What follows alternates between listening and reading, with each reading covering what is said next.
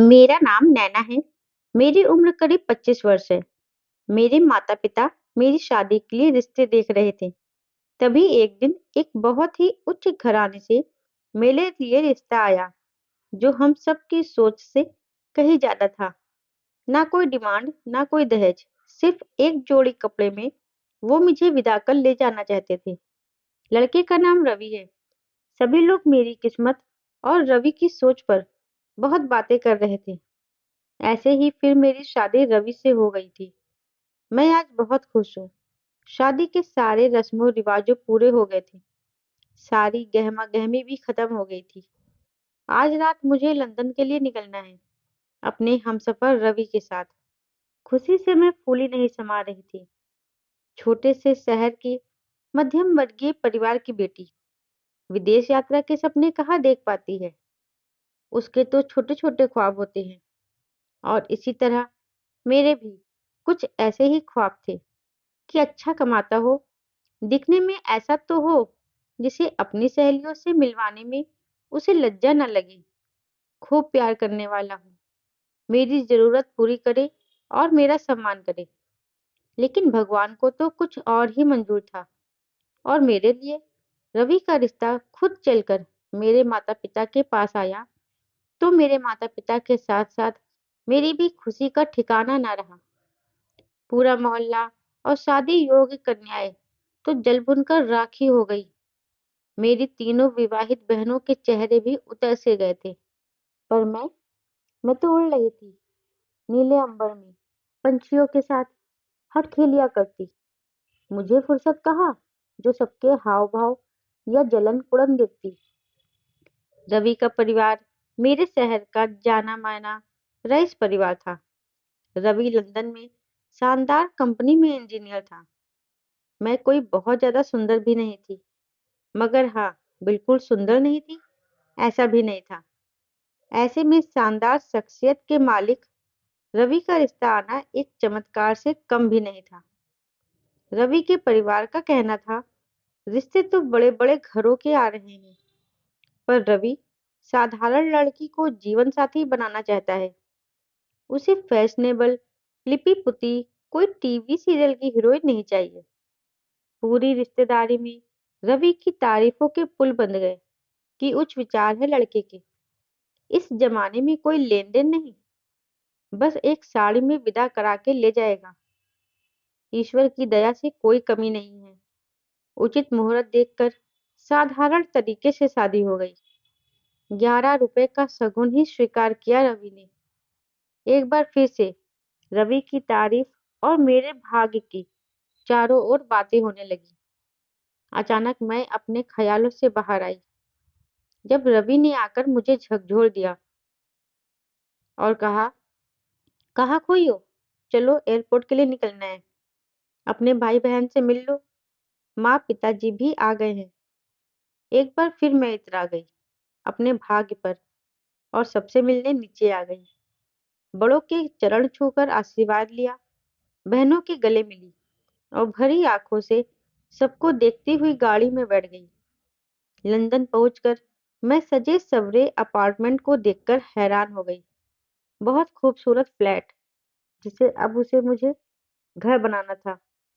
शाम को रवि मुझे डिनर करवाने बाहर ले गया और खरीदारी भी करवाई। मैं अपनी किस्मत को सराहती रही। सपना पूरा हो रहा था आज, ईश्वर की मेहरबानी से। मैं तो जैसे जन्नत में पहुंच गई हो जैसे। इतनी खुशगवार जिंदगी की तो उसने कभी स्वप्न में भी कल्पना नहीं की थी। इसी तरह कुछ समय निकला। मैंने एक बात नोटिस की कि रवि हमेशा पूछता, पापा कब बना रही हो मुझे? मैं धीरे से बोलती, इतनी जल्दी क्या है? मैं तो सोच रही थी कि 2-3 साल के बाद सोचेंगे। क्या? रवि जोर से चिल्ला पड़ा, तुमको सोचने के लिए किसने कहा? मुझे जल्दी से जल्दी बच्चा चाहिए। उसका ये रूप देखकर मैं स्तब्ध रह गई। मैं कुछ बोलती उसके पहले ही रवि ने बात संभालते हुए कहा, अरे नैना, वो मेरा मतलब है, जल्दी ही एक नन्हा मुन्ना हमारे बीच आ जाए तो हमारा प्यार और भी गहरा हो जाएगा, और तुम्हारा मन भी लगा रहेगा। कहकर रवि जल्दी से बाहर चला गया। मैं रवि की बातों को बहुत देर तक याद कर सोचती रही। उसका ये रूप मेरे लिए बहुत अजीब और अनोखा था। इससे पहले रवि ने कभी मुझसे इतनी बदतमीजी से बात नहीं की थी। और फिर अभी शादी को समय ही कितना हुआ जो इतनी जल्दी है पिता बनने की। सारी रात मेरे दिमाग से रवि की बातें निकल ही नहीं रही थी। पूरी रात मैं परेशान रही। लेकिन फिर दूसरे दिन रवि मुझे फिर से बाहर घुमाने ले गया, तो मैं कल रात की बात जैसे तैसे भूल ही गई। अब हम दोनों ने आज का दिन बहुत एंजॉय किया। मैं अब फिर नॉर्मल हो गई थी। मगर 2 दिन बाद फिर रवि ने हंसी मजाक करते हुए मुझे पापा बनाने वाली बात कही, तो फिर से मैंने उसकी बात को टाल दिया। मगर अब मुझे उस पर कुछ शक सा होने लगा था, क्योंकि आजकल शादी के बाद ही तुरंत बच्चा कौन चाहता है। और रवि तो एक पढ़ा लिखा इंसान था। इतनी पढ़ाई के बाद भी रवि शादी के बाद ही तुरंत पापा बनना चाहता था। अभी हम दोनों ने एक दूसरे को ठीक से समझा भी नहीं था। मैं तो अभी 2-3 साल तक किसी भी बच्चे की प्लानिंग नहीं करना चाहती थी। मैं अभी घूमना चाहती थी, रवि के साथ अपने कुछ हसीन पलों को बिताना चाहती थी। लेकिन रवि मुझसे किसी न किसी बहाने से पापा बनने वाली बात पूछता जरूर रहता था। मुझे अब कुछ कुछ उस पर भी शक होने लगा था। और एक दिन मेरा शक यकीन में बदल ही गया, जब एक दिन सुबह ऑफिस जाते समय ब्रेकफास्ट करके रवि ऑफिस के लिए निकला, अपना ब्रीफकेस उठाया और हड़बड़ाहट में बाहर निकल गया और अपना फोन घर पर ही भूल गया। तभी मैं टेबल साफ कर रही थी और एकाएक फोन की घंटी बजने लगी। पहले तो मैं असमंजस में रही कि फोन उठाए या ना उठाए, कहीं रवि गुस्सा ना हो जाए। फिर हिम्मत करके जैसे ही फोन उठाया, दूसरी तरफ से इंग्लिश में कोई लड़की बोली, प्रेग्नेंट हुई कि नहीं? बहुत हुआ, अब मैं अकेले नहीं रहूंगी। कब से बोल रहे हो एक बच्चा हो जाए, फिर दादाजी की वसीयत के हिसाब से प्रॉपर्टी तुम्हें मिल जाएगी। फिर इस जाहिल गवार को तुम रफा दफा कर दोगे और कितना वेट करवाओगे? आगे क्या बोली मुझे कुछ सुनाई नहीं दिया। दिमाग ने काम करना बंद कर दिया। इतना बड़ा धोखा, इतना बड़ा फरेब। इसीलिए अमीरों के घर रिश्ता ना कर मुझ गरीब को चुना, जिससे अपना काम निकालकर मुझे रास्ते से हटा सके। मैंने अपने आप को संभाला और ध्यान से सोचा। अब मुझे सोच समझ कर चलना है, वरना ये मुझे मार भी सकता है। दिन भर उसने सोचा और मन ही मन अपनी योजना बना ली। शाम को रवि घर लौटा। मैंने देखा वो कुछ परेशान और घबराया सा था। आते साथे पूछा, मेरा कोई फोन आया था? तुमने उठाया तो नहीं? आया तो था, पर वो फर्राटेदार अंग्रेजी में बोले जा रही थी। मुझे कुछ समझ में आया ही नहीं। मैंने कनखियों से रवि की ओर देखा। वो काफी राहत सा महसूस करता दिखा। अब मुझे जल्द से जल्द यहाँ से वहां अपने देश पहुंचना था। मुझे हर कदम फूक फूक के रखना था। किसी भी तरीके से हिंदुस्तान पहुंचना था, क्योंकि अगर रवि को मेरे मन की जरा भी थाह लग जाती तो मेरी जान को भी खतरा हो सकता था। मैं रोज की तरह घर के काम करती रही, अपने चेहरे के भावों पर लेश मात्र भी अंतर न आने दिया। दूसरे दिन मैं सोचती रही, किसे अपना हमराज बनाऊं। माता पिता को बताती तो वो कोहराम मचा देते, तुरंत ससुराल पहुंच जाते। मुझे हर कदम फूक फूक के रखना था, किसी भी तरीके से हिंदुस्तान पहुंचना था। आज से ही मैंने अपनी योजना का पहला कदम उठाने का सोचा। रवि के आने के पहले ही खाना खा लिया। रवि आया, मैंने टेबल पर खाना लगाया और खुद भी खाने के लिए बैठी। पर पहला निवाला मुंह में लेते ही जी मिचलाने की एक्टिंग शुरू कर दी। मुझे मितली आ रही है, अजीब सा लग रहा है। दिन में चक्कर से भी आ रहे थे। कहा, जी मिचला रहा है क्या? क्या? अरे वाह! मतलब मैं पापा बनने वाला हूँ। खुशी से रवि नाचने लगा। नैना, तुम आराम करो, मैं जूस लाता हूँ तुम्हारे लिए।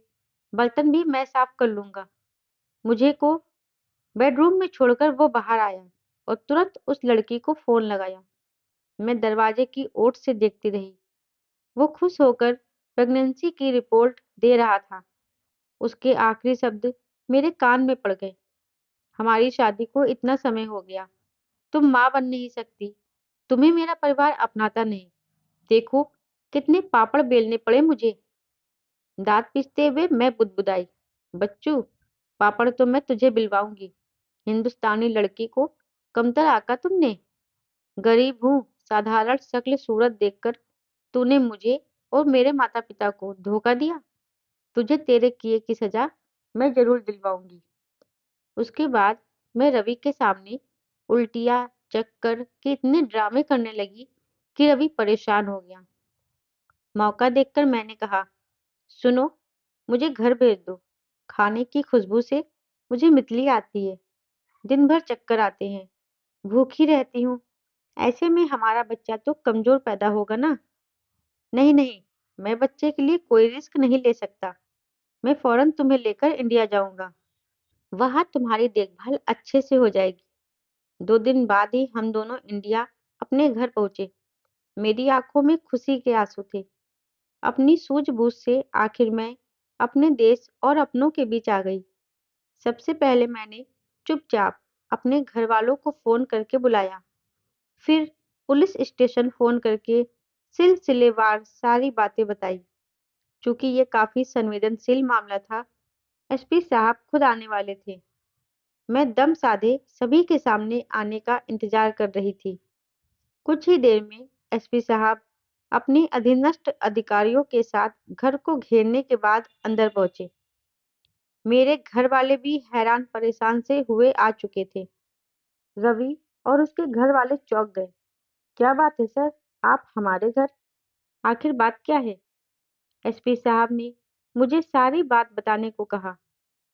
मेरी सारी बातें सुनते सुनते उसके घर वालों की आंखें ताज्जुब से फैल गई। इतना बड़ा धोखा, एक मासूम बच्ची की जिंदगी बर्बाद की। तुझे शर्म नहीं आई ना मुराद? पूरा परिवार रवि को नफरत और हिकारत से देख रहे थे। रवि सिर झुकाए खड़ा था। अपनी सफाई में कहने के लिए उसके पास था ही क्या। रवि के परिवार वाले शर्मिंदा थे, मुझसे हाथ जोड़कर माफी मांग रहे थे। तभी मैं अपने माता पिता से बोली, मुझे अपने घर ले चलो माँ, मैं पूरी तरह थक गई हूँ। रवि को पुलिस ने हिरासत में ले लिया। उसे जाते हुए देखकर मैंने नफरत से कहा, मैं माँ नहीं बनने वाली थी। ये सच्चाई भी सुनते जाओ। रवि बोलता भी क्या, उसे पुलिस अपने साथ ले गई। एसपी साहब ने मेरी पीठ थपथपाई। शाबाश बेटी, तुम्हारी समझदारी ने तुम्हें बचाया, वरना ये इंसान ना जाने तुम्हारे साथ क्या क्या करता। सर, हिंदुस्तान की बेटी हूँ, आखिरी दम तक कोशिश जरूर करती, पर हार नहीं मानती। और फिर मैं अपने माँ बाप के साथ वापस अपने घर आ गई। दोस्तों, रिश्ता सोच समझ कर करे। कुछ भी अलग सा लगे तो तहकीकात जरूर कराएं। मेरी किस्मत और प्रयास मुझे साकुशल अपने घर ले आए, पर हमेशा ऐसा तो नहीं होता ना। इसलिए सोच समझकर अपने कलेजे के टुकड़े को किसी और को सौंपे। दोस्तों, आज की कहानी आपको कैसी लगी, हमें कमेंट बॉक्स में जरूर बताएं। और आगे ऐसी कहानी सुनने के लिए मेरे चैनल को सब्सक्राइब जरूर करें। धन्यवाद।